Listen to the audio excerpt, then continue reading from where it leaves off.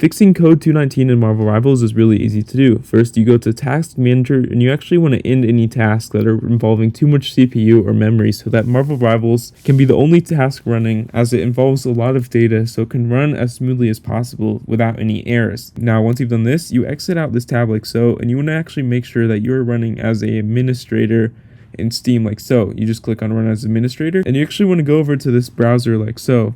And as you can see, I basically found the Marvel Rivals official Discord like this, which you can go on and see if other people are experiencing similar errors, because commonly when one person's experienced it, hundreds are, and there's no direct fix, or unless they found it on there since this video. And once you've done this, you want to go over to your Wi-Fi and actually make sure it is fully connected, because if your connection is weak, the game cannot run, and thus Marvel Rivals will give you a ton of errors. Now, if your connection is stable, I recommend restarting your computer. That is typically one of the best options just for fixing any game. It'll just quit any of the applications that you're not using and require a lot of data. But once you've done that, you go over to this run option like so on your desktop, and you actually want to select for the option called Firewall. Now, when you type in Firewall, you click on Firewall, and we actually want to make sure Firewall is actually turned off, because without it turned off, you cannot run the game.